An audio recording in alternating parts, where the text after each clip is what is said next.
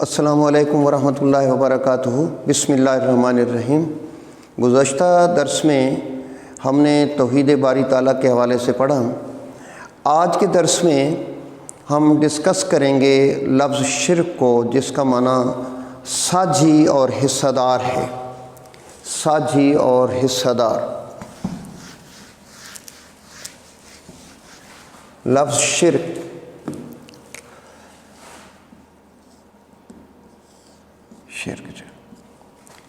ساجھی، حصہ دار۔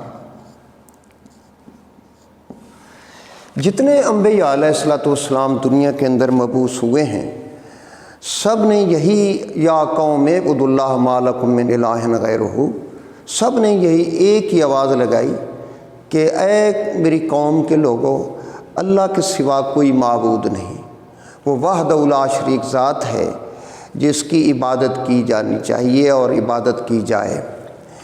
اور جتنے بھی انبیاء علیہ الصلوۃ والسلام آئے، اور سب سے پہلے حضرت آدم علیہ نبینا علیہ الصلوۃ والسلام تشریف لے آئے، اور ان کے بعد چوں چوں آبادی بڑھتی چلی گئی، لوگ بڑھتے چلے گئے، بکھرتے چلے گئے، تو لوگوں نے جس چیز کے اندر بھی ہیبت دیکھی، اسی کی پوجا پاٹ شروع کر دی۔ سورج کو چمکتا دمکتا دیکھا تو اس کی عبادت شروع کر دی۔ رات کو چاند کی چاندنی دیکھی تو چاند کی عبادت شروع ہے۔ سمندر کا موجزن سمندر کو دیکھا تو اس کی پوجا پاٹ شروع کر دی۔ کبھی کسی درخت کی پوجا پاٹ شروع کر دی۔ تو یہاں سے شرک جو ہے اس نے جڑ پکڑنی شروع کی، اور ہر پیغمبر نے آ کر شرک کی تردید فرمائی۔ ان الشرک لظلم عظیم۔ شرک جو ہے اللہ کے ساتھ کسی کو کسی معاملے کے اندر، ذات کے اندر، صفات کے اندر، صفات کے تقاضوں کے اندر ساجھی حصہ دار بنا دینا، یہ شرک ہے۔ تو اس کی تردید قرآن مقدس کے اندر بارہا جگہوں پہ ہوئی ہے، اور یہ محوری نقطہ ہے، مرکز ہے، اور وہ محوری عقیدہ ہے جو انبیاء علیہ الصلوۃ والسلام نے آ کر دنیا کے اندر لوگوں کا تعلق اللہ سے جوڑا ہے اور غیر خدا سے رشتے کو توڑا ہے۔ وہ جبین نیاز لوگ جو اپنے ہاتھ سے بنائے ہوئے چیزوں کے سامنے، بتوں کے سامنے اپنی جبین نیاز کو جھکا رہے تھے، اس سے ہٹا کر ایک وحدہ لا شریک ذات کے سامنے ان کو جبین نیاز جھکانے کا طریقہ بھی سکھایا، اور سکھایا کہ یہ جبین نیاز جو ہے اس کی مستحق ذات صرف اللہ تعالیٰ ہی کی ہے۔ تو اس لیے فرمایا کہ ہر گناہ معاف ہو سکتا ہے، لیکن شرک والا گناہ ناقابل معافی ہے۔ ان اللہ لا یغفر ان یشرک بہ ویغفر ما دون ذلک لمن یشاء، کہ بے شک اللہ جو ہے وہ شرک کو معاف نہیں کریں گے، اس کے سوا جس کو چاہیں گے معاف کر دیں گے۔ جو بھی انسان سے غلطیاں ہوتی ہیں تو ہے۔ اب پہلی بات یہ ہے کہ ذات میں، اللہ کی ذات میں شرک کیا ہوا؟ اللہ تو وحدہ لا شریک ہے، جیسے سورۃ اخلاص کے اندر ہے کہ قل هو اللہ احد اللہ الصمد لم یلد ولم یولد ولم یکن لہ کفوا احد۔ اللہ کی ذات تو وحدہ لا شریک ہے، یکتا ہے، کوئی مثل نہیں ہے، اور اللہ بے نیاز ہے، مددگاروں سے پاک ہے، معاونین سے پاک ہے۔ اور اس کے بعد فرمایا کہ لم یلد ولم یولد ولم یکن لہ کفوا احد، اولاد کی بھی نفی ہے کہ نہ اللہ نے کسی کو جنا، نہ وہ خود کسی سے جنے گئے، یعنی نہ اللہ کی اولاد ہے، نہ اللہ کسی کی اولاد ہے۔ اب اس معاملے کو ذہن دینا ہوگا کہ اگر کوئی آدمی، کوئی قوم، کوئی فرقہ اللہ کی کوئی اولاد قرار دے دے، تو اس سے مراد یہ ہے کہ اولاد اور باپ کی حقیقت تو ایک جیسی ہوتی ہے۔ تو یہ شرک ان جو کہا گیا کہ ان الشرک لظلم عظیم، خدا کا صفات کے اندر، ذات کے اندر کسی کو ساجی حصہ دار قرار دینا، یہی شرک ہے۔ اب جو مجوسی تھے، مجوسی وہ کیا کرتے تھے؟ کہتے تھے کہ مجوسی لوگ جو ہیں، مجوسی وہ یہ کہتے تھے کہ ان کا ایک یزداں، نیکی کا خدا، نیکی کا خدا، اور اہرمن یہ بدی کا خدا۔ یعنی انہوں نے دو خدا بنائے ہوئے تھے۔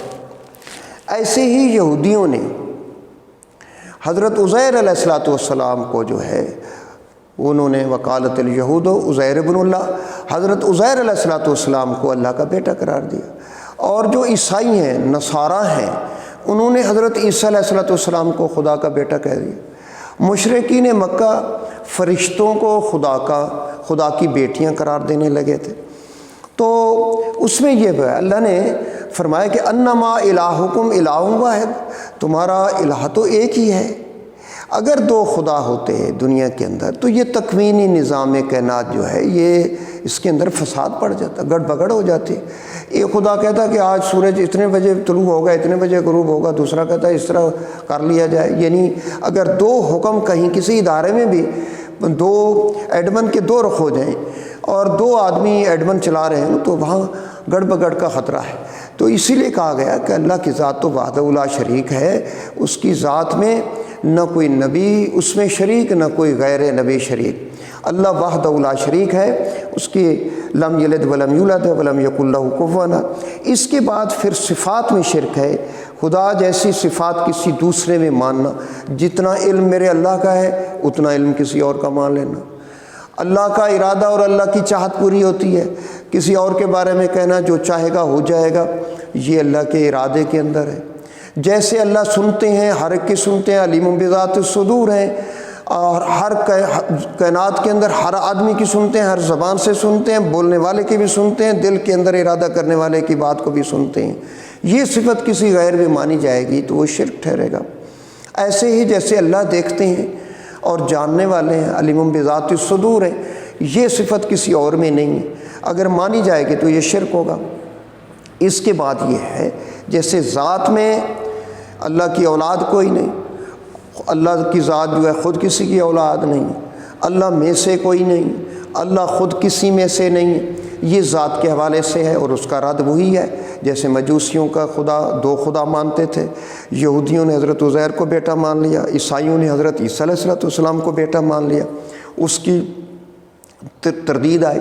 اور پھر جب پیغمبر اسلام نے جب ان سے یہ کہا کہ تم اپنے ہاتھ سے بنائے ہوئے بتوں کی پوجا کرتے ہو، تو انہوں نے یہی بات کی تھی کہ ما نعبدہم الا لیقربونا الی اللہ زلفیٰ، ہم ان کی عبادت نہیں کرتے مگر اس لیے کہ یہ ہمیں خدا کے قریب کر دیتی ہیں، اس لیے ہم نے ان کی پوجا پاٹ شروع کی ہوئی ہے۔ جیسے مشرکین مکہ نے 360 بت جو ہے کعبۃ اللہ کے اندر رکھے ہوئے تھے۔ تو اس کے بعد صفات کے بارے سے بات ہوئی۔ اب ہے اس سے اگلا پوائنٹ ہمارا کیا ہے؟ پہلا یعنی ذات میں شرک، پہلی قسم جو ہے ذات میں شرک، دوسرے نمبر پہ صفات میں شرک، اور صفات کے اندر جو ہے اس میں ہم نے بات کی ہے علم کی، ارادہ کی، قدرت کی اور سمع بصر کی۔ سمع بصر کی، اور یعنی جیسے اللہ کی ذات دیکھتی ہے کوئی اور بھی دیکھتی ہے ذات ایسی، تو یہ اس کے بعد ہے کہ نیکسٹ ہے صفات کے تقاضوں میں شرک، صفات کے تقاضوں میں شرک، یعنی صفات کا تقاضا یہ ہے صفت کا کہ ہمارا مالک ہمارا خالق ایک ہی ہے۔ جب خالق ایک ہے، یا ایھا الناس اعبدوا ربکم الذی خلقکم والذین من قبلکم لعلکم تتقون، اللہ کہہ رہے ہیں کہ یا ایھا الناس، اے لوگو آپ عبادت کرو اس کی جو تمہارا پیدا کرنے والا ہے، تمہیں بھی پیدا کیا، یا ایھا الناس اعبدوا ربکم الذی خلقکم والذین من قبلکم لعلکم تتقون، کہ جو تمہارا بھی خالق ہے اور جو تم سے پہلے لوگ گزرے ہیں ان کو پیدا کرنے والا بھی وہی ہے، اور یہ اس لیے کہ اس کی عبادت کرو۔ اللہ کا دعویٰ یہ ہے کہ میں تمہارا رب ہوں، تمہاری تمام ضرورتوں کو پورا کرنے والا ہوں اور تمہیں پیدا کرنے والا ہوں، اور تم سے جن کو تم نے اللہ کے سوا دوسروں کو میری ذات میں صفات میں شریک کر دیا ہے، وہ پیدا بھی ان کو اللہ نے کیا ہے تاکہ تم پرہیزگار اور متقی بن جاؤ۔ تو صفات کے اندر بھی یہی ہے کہ مثلاً یہ پیشانی اللہ کے سامنے جھکائی جائے، کسی اور سے نہیں۔ جب ہم مدد اپنے اللہ سے چاہیں گے، کسی اور سے چاہنے کی، یہ صفات میں شرک ہو جائے گا۔ یعنی عبادت کے اندر بھی اور مدد چاہنے کے اندر بھی، یعنی جو عبادت جو مانگا جائے، رزق کے حوالے سے، رزق دینے والی اللہ کی ذات ہے۔ اللہ نے یہی بات فرمائی کہ زمین کو الذی جعل لکم الارض فراشا، میں نے زمین بنائی ہے، اور آسمان میں نے بنایا ہے۔ وانزل من السماء ماء، آسمان سے بارش میں نے برسائی ہے۔ فاخرج به من الثمرات رزقا لکم فلا تجعلوا للہ اندادا وانتم تعلمون۔ یہ پھل اور سبزیاں میں نے پیدا کیے ہیں، میرا ایک ہی بات ہے کہ میرے ساتھ کسی اور کو شریک نہ کیا جائے۔ اللہ پاک اس گناہ عظیم سے ہم سب کو بچائے۔ وآخر دعوانا الحمد للہ رب العالمین۔ اللہ حافظ۔